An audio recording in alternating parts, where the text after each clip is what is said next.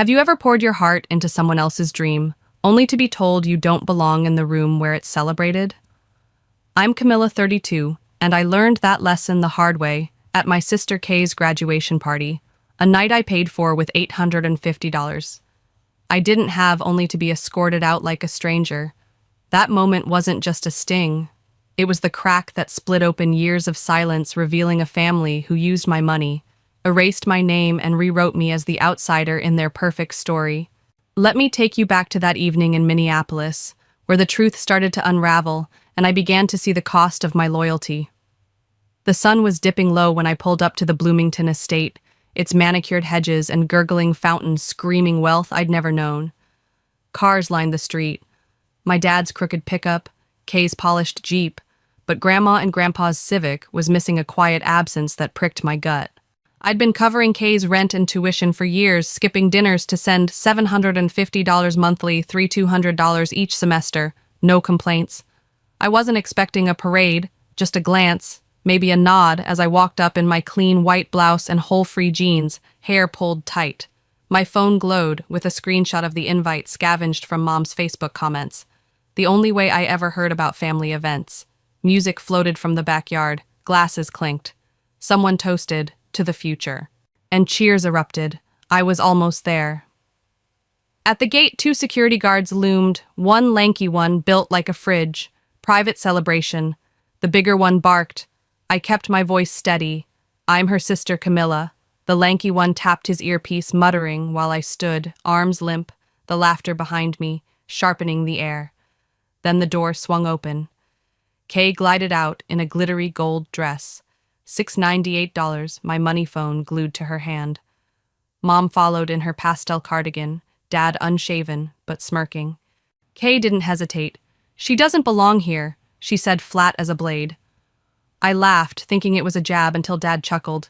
"You showed up!" Mom's voice hissed, urgent. "Camilla, this is Kay's day. Don't make it something it's not."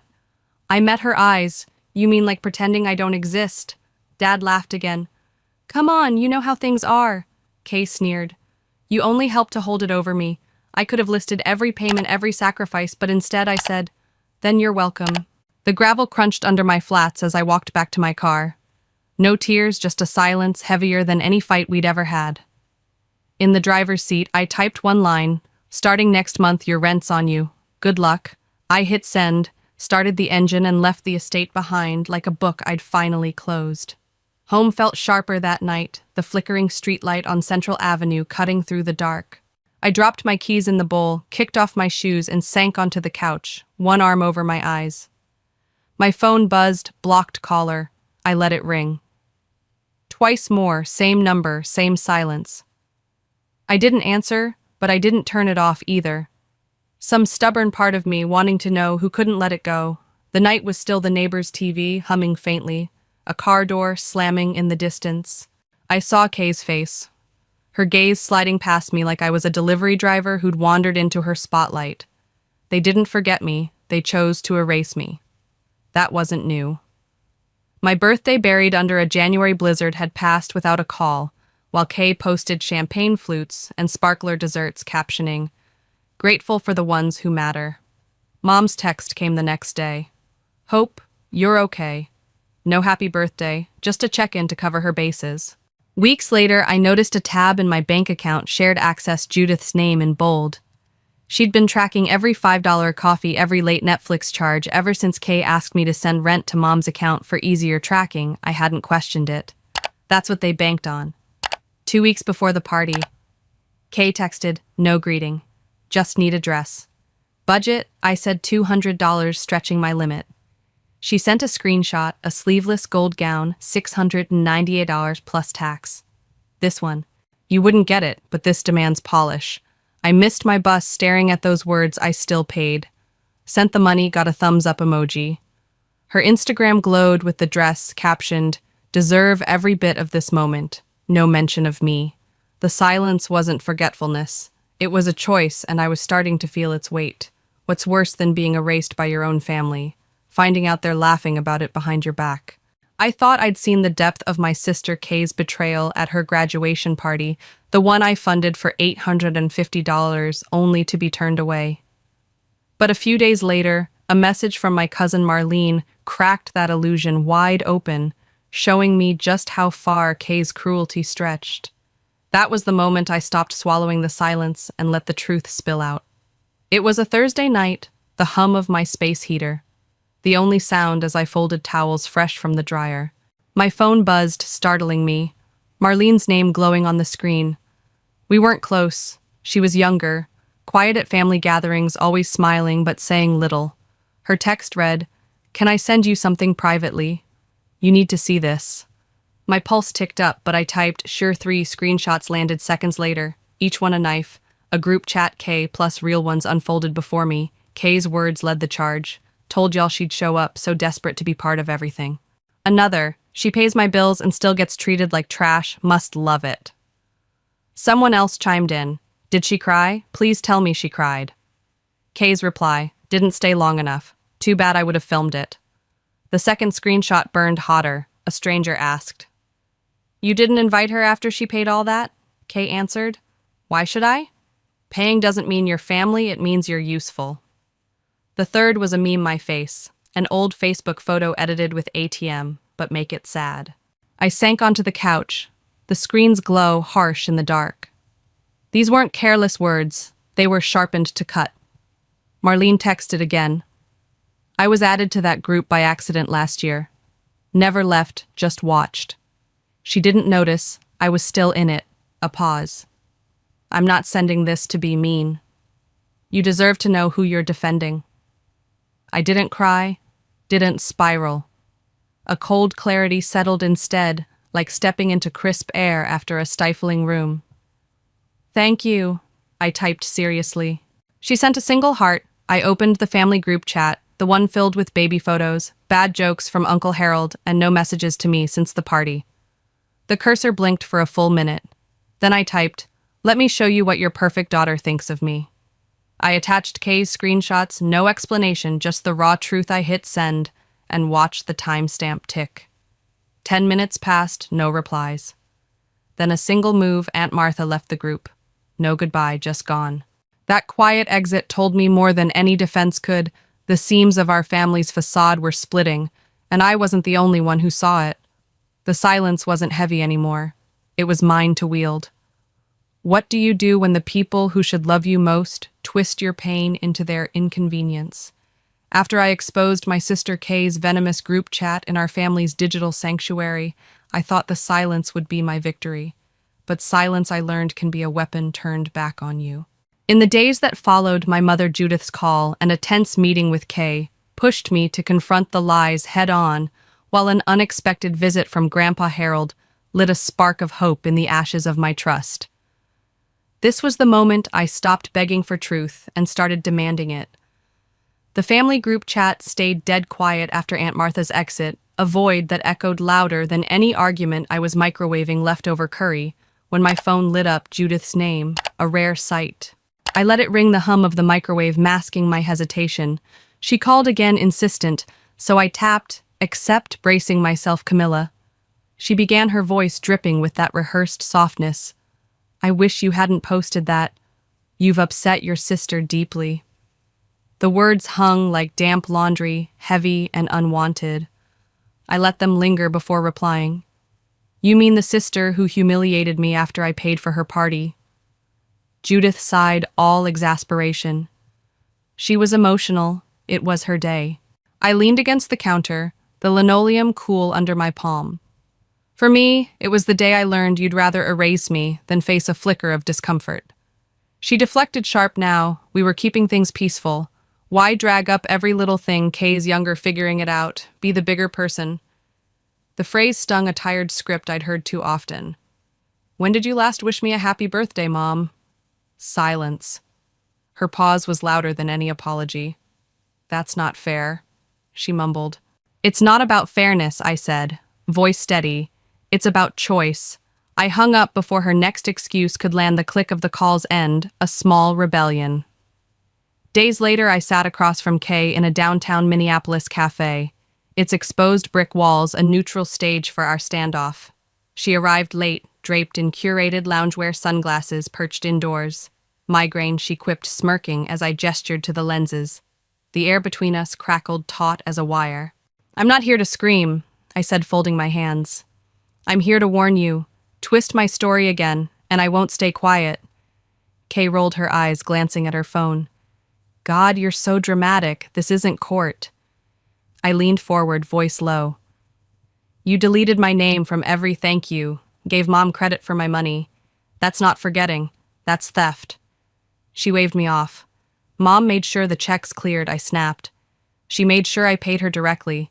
That's what she ensured." Kay raised her hands, mock surrender. "If it means that much, I'll add your name somewhere. But this storm you're stirring, it's not a good look." I stood chair scraping the floor. "Neither is lying." She didn't follow as I left the cafe doors chime, a final note in our fractured duet. That evening, a knock broke the stillness of my apartment. Grandpa Harold stood on my porch, a pink bakery box in hand, lemon poppy seed, muffins inside. His eyes, creased with years, held a quiet knowing. "We weren't invited either," he said, settling into my worn armchair. "Judith said we'd steal Kay's spotlight." My chest tightened, grief sharp behind my eyes. "They said you talk too much," I whispered. He shrugged, biting into a muffin. "I talk about what matters." "They don't want that heard." We sat no TV, just the clink of his coffee mug. The kind of quiet that stitches wounds. "You're not crazy," he said before leaving his hand on my shoulder. "Don't let them make you feel it." His words lingered a tether to something solid as I faced the battle still to come. How far would someone go to bury the truth you've just begun to unearth? After confronting my sister Kay and my mother Judith, I thought I'd drawn a line in the sand, a boundary forged in the quiet strength Grandpa Harold's words had kindled. But Kay didn't retreat. She sharpened her claws, striking not just at my heart, but at my livelihood. What came next wasn't just betrayal. It was a calculated attempt to paint me as the villain in a story I'd funded with my sacrifices. In a single email, Kay tried to rewrite my reality, but I turned to a wider stage, letting the world see the truth through a screen's unblinking eye. It was a gray Tuesday morning, the kind where Minneapolis feels like it's holding its breath. I was at my kitchen table coffee cooling when an email from Ellie, an HR acquaintance from a past contract job, blinked into my inbox. The subject line, "Chilling concern regarding employee behavior," sent a shiver down my spine. I opened it, and there it was, Kay's name signed at the bottom like a brand. "I'm concerned about Camilla's recent behavior," she wrote. "She's been emotionally erratic, posting about family online, exhibiting patterns of harassment. I fear for our safety, and this should be on record, should things escalate." Each word landed like a stone, deliberate, polished, meant to stain. This wasn't a private jab. It was a professional guillotine sent to a workplace where my reputation still lingered, where future doors might have opened. My hands trembled not with fear, but with a fury so cold it felt like clarity. Kay hadn't just mocked me. She'd tried to erase my credibility, to make me unhireable, unstable, a threat. I didn't scream, I didn't call her. Instead, I opened a folder on my laptop, one I'd started months ago when the weight of their lies first pressed too hard.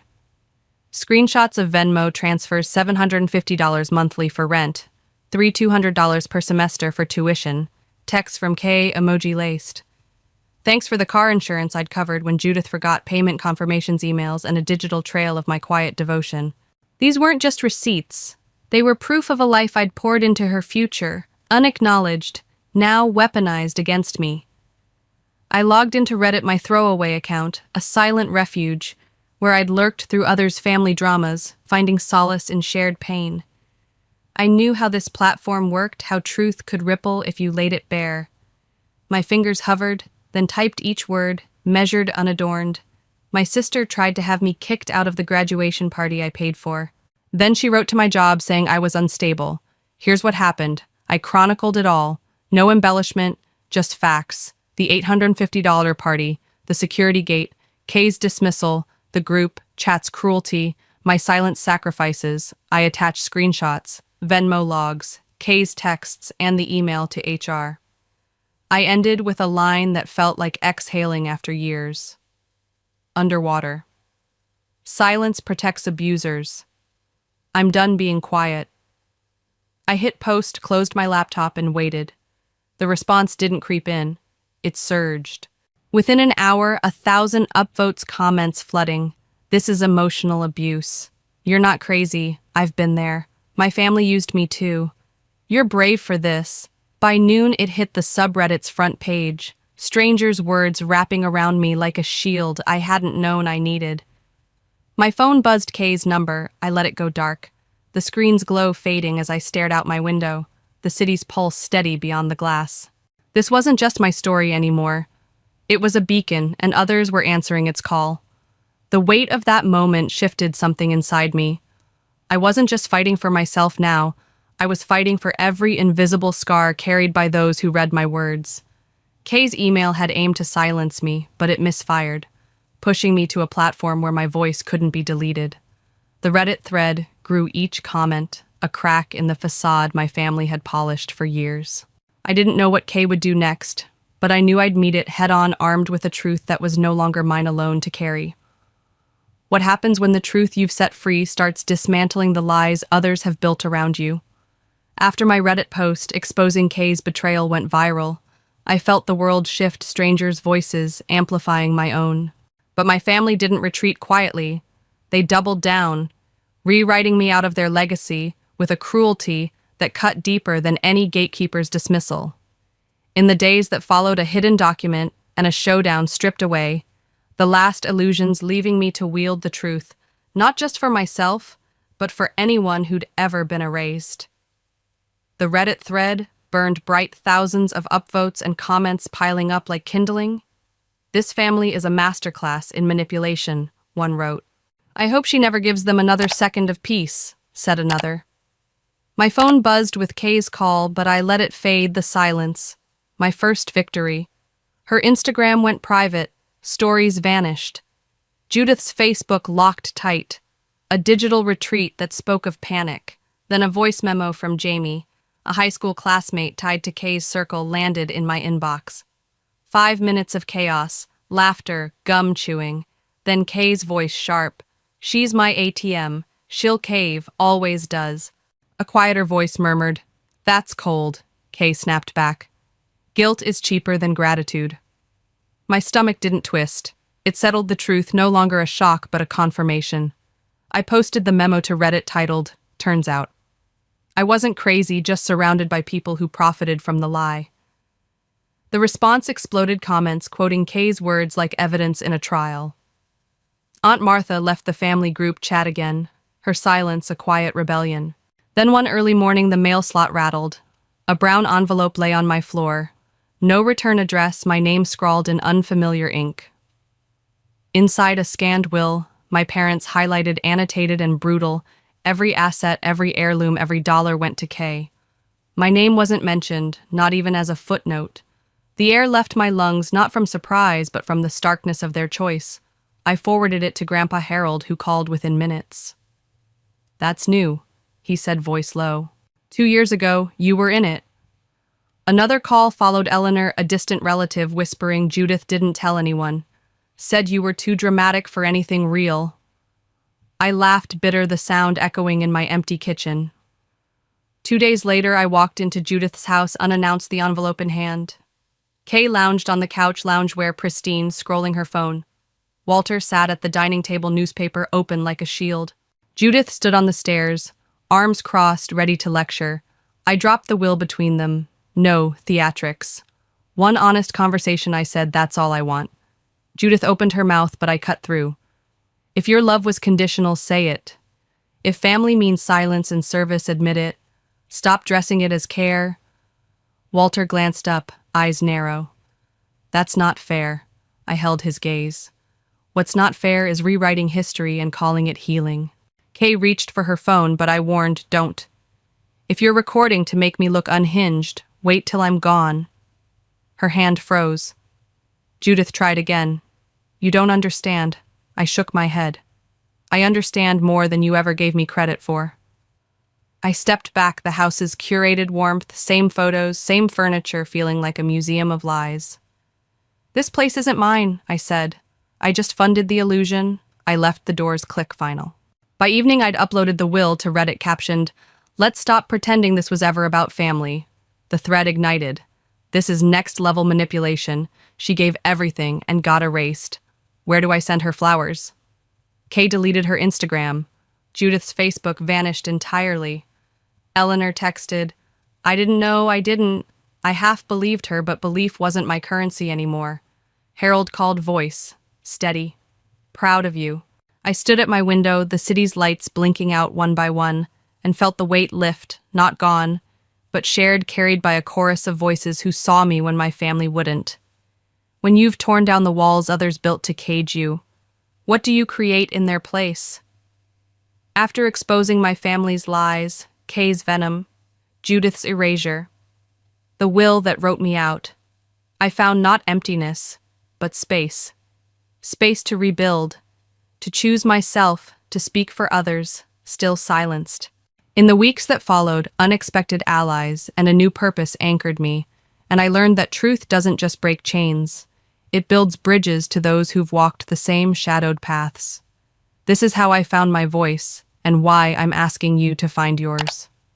3 weeks after the Reddit firestorm, I parked outside a nonprofit office in Minneapolis, its creaky floors and peeling paint, a far cry from the Bloomington Estates Polish.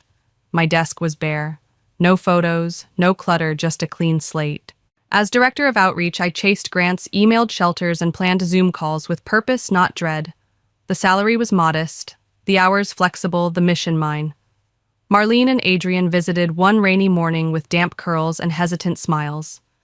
Adrian handed me an envelope, $60 cash a note in his neat script. "One lunch for each month. I acted like you didn't matter. I failed you," he said. Voice cracking. Marlene shrugged. "I thought you were intense. Now I know you were just outnumbered." We sat in my front room, no forced apologies, just a quiet that felt like mending. Later. Harold dropped by a diner, its burnt coffee scent clinging to cracked red booths. "I heard Judith and Walter last week," he said, mug steady in his hands. "They laughed like spinning you out was a game." His eyes held mine. "They think people forget. They're wrong." My phone buzzed at lunch, Harold like clockwork. "You eat yet?" I smiled about to. "Working too hard, no harder than I want." His laugh warmed the line. Eleanor stopped by with muffins, no grand gestures, just thought you might be too busy. Her eyes softer now saw me in a way they hadn't before. No one said, sorry, not Judith, not Walter, not Kay, and I didn't need them to. Their absence was clarity enough. Then an email from a downtown college invited me to speak on a resilience panel. "We've followed your posts," they wrote. "Your story could reach students who feel invisible." I stared at the screen, then typed, "I'd be honored." It wasn't about reliving pain. It was about giving voice to those still searching for words. One Friday, I claimed my usual cafe table by the window, a muffin, and a second coffee for no one in particular. I scrolled past Kay's locked profile. Comments faded her silence. A ghost I no longer chased. I journaled instead ideas for the panel names of women to invite, a quote I'd carried. "You do not have to set yourself on fire to keep others warm." I underlined it, the pen's scratch. A quiet vow that evening, passing a glass storefront, my reflection caught me, not weary, not bitter, just whole. Harold called, prattling about his garden, a neighbor's dog digging holes. I laughed, the sound lighter than I'd thought possible. Before bed, I turned off the light, left the window open, and slept. Without fear of the morning, I used to think peace meant swallowing pain, that loyalty was measured by how much you could endure. But silence doesn't make you noble. It makes you invisible. Speaking up isn't revenge. It's reclaiming your place, saying I was here, I mattered, to anyone watching who's felt dismissed, diminished, erased in their own story. You're not alone. You don't need permission to exist. The quietest choices, walking away, standing firm, echo loudest. So tell me, have you ever chosen yourself over silence? Watched someone else be erased and stayed quiet? Would you choose differently now? Drop a comment, share where you're from, or just a one if this resonates. If this story stirred something in you, reminded you that your truth matters, hit subscribe. We don't just tell stories here, we tell truths, and yours is waiting to be heard.